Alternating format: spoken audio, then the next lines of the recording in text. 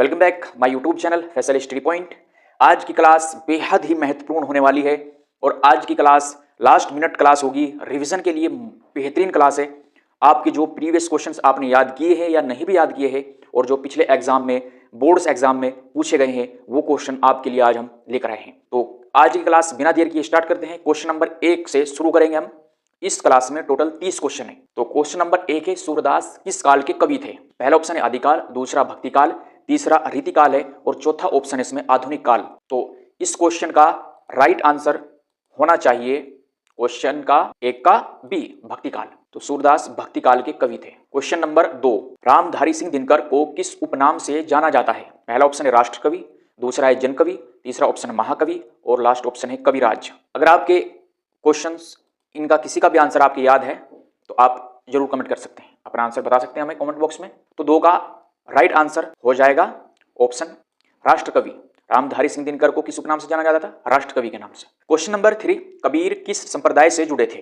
पहला ऑप्शन है वैष्णव, शैव, निर्गुण भक्ति या सगुण भक्ति धारा। किस संप्रदाय से जुड़े हुए थे कबीरदास? तो आपके सामने ऑप्शन दिए हुए हैं। तीसरे का राइट ऑप्शन और राइट आंसर होना चाहिए निर्गुण भक्ति। क्वेश्चन नंबर 4, मैथिली शरण गुप्त किस काव्य धारा से जुड़े थे? पहला ऑप्शन है छायावाद, प्रयोगवाद, राष्ट्रीय काव्य धारा और लास्ट ऑप्शन है रहस्यवाद। तो राइट आंसर क्या होगा इसका? ऑप्शन सी, राष्ट्रीय काव्य धारा से जुड़े हुए थे। कौन? मैथिली शरण गुप्त। क्वेश्चन नंबर 5, सुभद्रा कुमारी चौहान की प्रसिद्ध कविता है?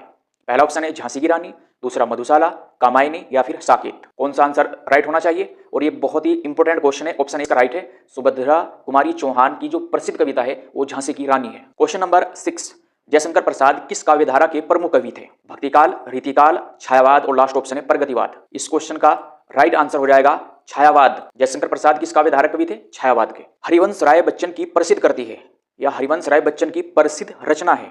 इन 4 ऑप्शन में से पढ़िए। ऑप्शन पहला है गोदान, गोदान तो प्रेमचंद की है। मधुशाला, लास्ट ऑप्शन सी ऑप्शन है गलबन भी प्रेमचंद की है और लास्ट ऑप्शन है डी यामा। तो 2 ही ऑप्शन बचे, बी और सी। इन बी और सी 2 ऑप्शन में से आप बताओ सेलेक्ट करके कि ये हरिवंश राय बच्चन की कृति है। तो सही आंसर हो जाएगा इसका मधुशाला। मधुशाला हरिवंश राय बच्चन की प्रसिद्ध कृति है। क्वेश्चन नंबर 8, मुंशी प्रेमचंद का वास्तविक नाम क्या था? पहला ऑप्शन है धनपत राय, दूसरा है राजकुमार, तीसरा हरिशंकर और लास्ट डी यानी कि शिव पूजन। प्रसिद्ध वास्तविक नाम क्या था मुंशी प्रेमचंद का? ये इस क्वेश्चन में पूछा गया है। 4 ऑप्शन आपको दिए हुए हैं सामने, तो एक ऑप्शन आपको इसमें से सेलेक्ट करना है। बताइए, आपको ये इस आंसर पता होना चाहिए। धनपत राय, मुंशी प्रेमचंद का वास्तविक नाम धनपत राय था। क्वेश्चन नंबर अब है 9, महादेवी वर्मा किस युग की कवित्री थी? पहला ऑप्शन है छायावाद, दूसरा रीतिकाल है और तीसरा ऑप्शन आदिकाल, लास्ट ऑप्शन है भक्तिकाल।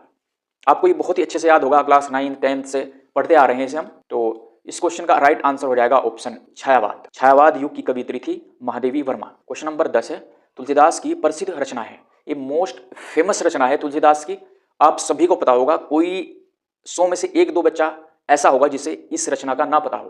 तो option A Ramcharitmanas, option B Sursagar, option C है साकेत और लास्ट ऑप्शन है कामायनी। तो बिना सोचे इस आंसर हम बता सकते हैं ऑप्शन ए, तुलसीदास की प्रसिद्ध रचना है रामचरितमानस।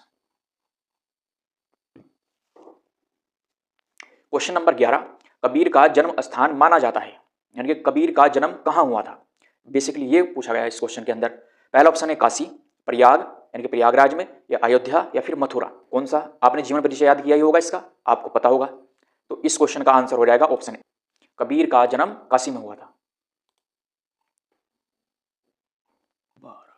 तुलसीदास किस भाषा में रचना करते थे? ब्रजभाषा, अवधी, खड़ी बोली या Maithili? Right answer option B, Awadhi. Tulsidas किस भाषा में रचना करते थे? अवधी भाषा में। क्वेश्चन नंबर 13, मुंशी प्रेमचंद को किस विद्या का सम्राट कहा जाता है? पहला ऑप्शन है नाटक, कविता, उपन्यास या लास्ट ऑप्शन कहानी। सभी को पता होगा, ऑप्शन सी इसका राइट आंसर है, उपन्यास। क्वेश्चन नंबर है 14, महादेवी वर्मा को किस उपाधि से सम्मानित किया गया है? पहला ऑप्शन है राष्ट्रकवि, दूसरा आधुनिक मीरा, तीसरा ऑप्शन है जनकवि, चौथा ऑप्शन है कविराज। आंसर कर सकते हैं आप इसका। तो राइट आंसर ऑप्शन बी, आधुनिक मीरा। अब क्वेश्चन नंबर 15, जयशंकर प्रसाद की प्रसिद्ध रचना है। पहला ऑप्शन मधुशाला, दूसरा है कामायनी, तीसरा साकेत, चौथा ऑप्शन है गोदान। बताओ जयशंकर प्रसाद की प्रसिद्ध रचना कौन सी है इन 4 में से? तो राइट आंसर हो जाएगा इसका कामायनी। कामायनी जयशंकर प्रसाद की प्रसिद्ध रचना है। अब क्वेश्चन शुरू होते हैं हमारे उपसर्ग से। उपसर्ग से रिलेटेड अब हमारे यहाँ से क्वेश्चन स्टार्ट होंगे। थोड़ा सा मैं उपसर्ग के बारे में आपको बताता चलूँ। क्या होता है? सिंपली समझेंगे, बिल्कुल कोई कंफ्यूजन नहीं रखना बिल्कुल भी। सिंपली वर्ड एक लाइन में समझेंगे, उपसर्ग क्या होता है। अब समझो यहाँ पे, जैसे कोई वर्ड है, मैंने यहाँ पे लिखा समा और लास्ट प्लस का निशान लगाया और फिर यहाँ पे लिख दिया चार, तो जो इसमें शुरू में लिखा है मैंने समा, ये उपसर्ग कहलाता है। समझ आ गया? और जो प्लस के निशान के मैंने इधर लिखा हुआ है चार, ये कहलाता है प्रत्यय। प्रत्यय इसके बाद क्वेश्चन स्टार्ट होंगे। क्या आपको ये क्लियर हो गया? नहीं हुआ तो मैं दोबारा एक बार फिर रिपीट करता हूँ। दूसरा एग्जाम्पल लेता हूँ। जैसे यहाँ पे मैंने लिख दिया अत्या, ए आदत है, या पा का डंडा, ये अत्या प्लस का निशान लगाया बीच में और इधर लगा लिखा मैंने फिर यहाँ पे चार, है ना, चैपा का डंडा चार और रे चार, तो दो, देखो दो हो गई है। मैंने एक शब्द को मैंने दो जगह तोड़ दिया प्लस का निशान लगा बीच में, तो जो प्लस के निशान से बिल्कुल मैंने शुरू में लिखा हुआ है यहाँ पे, ये उपसर्ग कहलाएगा। और जो मैंने प्लस के निशान के बाद लिखा इस तरफ यहाँ पे, ठीक, ये प्रत्यय कहलाता है। प्रत्यय, इसके बाद क्वेश्चन स्टार्ट होंगे। चलिए अब क्वेश्चन कुछ हम, इनका कंफ्यूजन दूर हो जाएगा।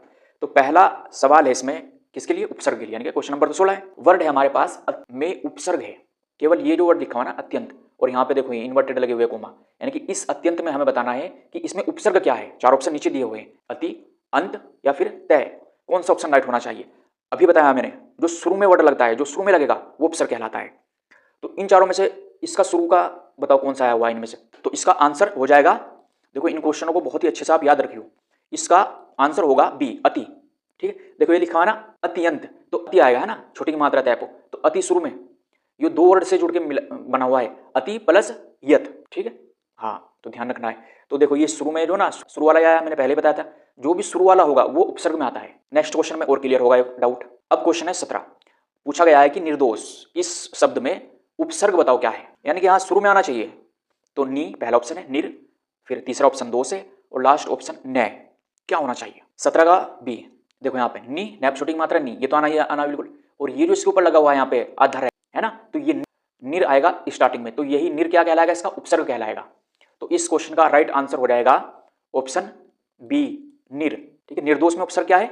निर है। नेक्स्ट क्वेश्चन देखते हैं अब, क्वेश्चन नंबर 18। यहाँ पे आपका बिल्कुल क्लियर हो जाएगा उपसर्ग क्या होते हैं। उपकार में उपसर्ग है, यानी कि इसमें पूछा गया केवल इस शब्द में उपकार, इसमें आपको बताना है कि उपसर्ग बताओ क्या है। इस वर्ड को मैं दो जगह तोड़ के लिख सकता हूं, उप प्लस का निशान और कार बाद में लिख दूं, तो शुरू में क्या आया? उप आया, तो इस क्वेश्चन का उपसर्ग क्या होना चाहिए? ऑप्शन ए होना चाहिए आपके हिसाब से भी, तो इसका उपसर्ग हो जाएगा ऑप्शन ए, राइट आंसर है उप। इस शब्द को मैं दो जगह तोड़ूंगा, यहाँ पे उप है, उप, फिर प्लस का निशान लूंगा, फिर ये कार बाद में लिख दूंगा, तो जो शुरू में आता है वो उपसर्ग होता है और जो बाद में आता है वो प्रत्यय होता है। क्लियर? बिल्कुल, आपको एक क्लियर हो गया होगा, मुझे उम्मीद है सर। अब क्वेश्चन नंबर 19 लिखा हुआ है यहाँ पे असत्य में उपसर्ग है। अब ये शब्द दे दिया, ऑप्शन भी दिए हुए चार, स, ए, सत्य, तय, तो ये ऑप्शन तो बिल्कुल नहीं हो सकता क्योंकि ये तो बाद से आया हुआ है यहाँ, तो है ना, तो इसे तो कट कर दो, ऑप्शन सी को तो तुरंत। तय है, इसे भी कट कर दो, ये भी बाद में लिखा हुआ है ना, यही दो बचे हमारे पास, स और ए। तो अब देखो, अगर मैंने ए प्लस का निशान और सत्य बाद में लिख दिया, ठीक, तो मीनिंगफुल वर्ड शब्द भी बन रहे हैं, तो इसका सही आंसर आपको पता होना चाहिए। कॉन्फिडेंट भी हो गया अब आप कॉन्फिडेंट जरूर हो गए होंगे कि इस क्वेश्चन का हम आंसर चुटकियों में दे सकते हैं। तो इसका सही आंसर, उपसर्ग पूछा हुआ है तो ए होगा डायरेक्टली, यानी कि केवल ये ए। क्लियर? बिल्कुल।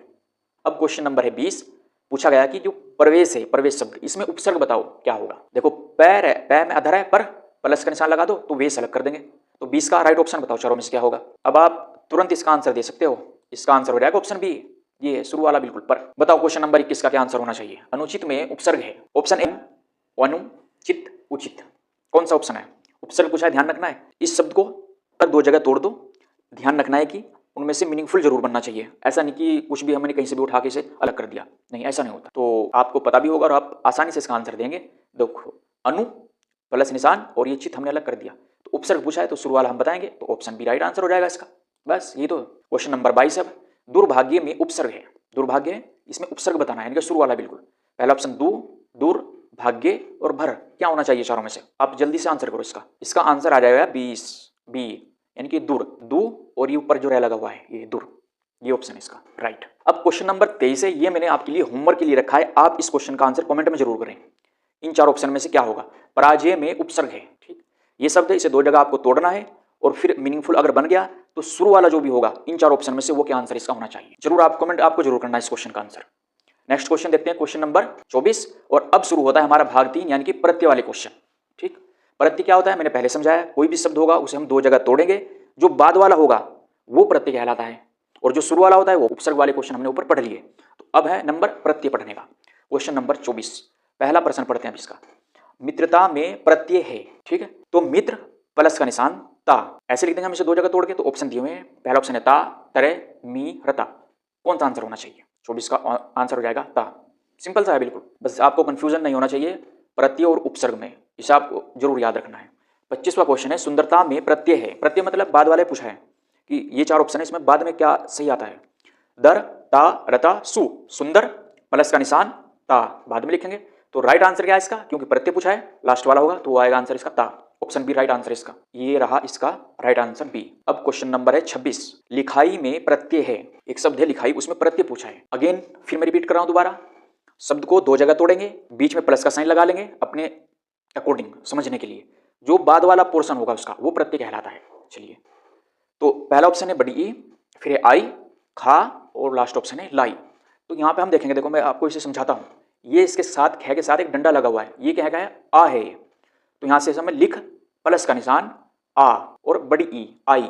तो इसका सही आंसर होना चाहिए, लिखाई का प्रत्यय सही होगा बिल्कुल, ऑप्शन बी राइट आंसर है आई। यहाँ पे लिखते हैं ऑप्शन बी इस क्वेश्चन का राइट आंसर है। अगर लिखाई की जगह यहाँ पे आ गया मिठाई, ठीक है, मिठाई आ गया, तो मिठाई में भी अगर प्रत्यय पूछे तो क्या होगा, वहां पे भी आंसर आपको आई ही देना है। क्वेश्चन नंबर है 27, खिलौना में प्रत्यय है। ऑप्शन ए ऑप्शन बी है ओना, ऑप्शन सी लो, ऑप्शन डी है खिल। इस क्वेश्चन को आपको समझना चाहिए पिछले क्वेश्चन से रिलेट करके। इसे दो जगह तोड़ लेंगे हम, खिल प्लस का निशान और यहाँ पे देखो डंडा लगा हुआ है औ की मात्रा, तो इसे अलग कर दो, ए औ की मात्रा लगा दो और न उसके साथ भी एक डंडा लगा हुआ। 27 का कौन सा ऑप्शन राइट है बताओ जल्दी से, 27 का कौन सा होना चाहिए, बी, ये रहा option B right answer. Question number 28, बालकपन में प्रत्यय है, ठीक है, शब्द है बालकपन, इसमें पूछा गया कि आप प्रत्यय बताओ क्या है इसमें। पहला ऑप्शन है पन, फिर कै, लक, ऑप्शन डी है अलक। क्या होना चाहिए, देखो यहाँ पर मैं समझाता हूँ। इस क्वेश्चन से मैं एक दो क्वेश्चन और आपको बताऊंगा।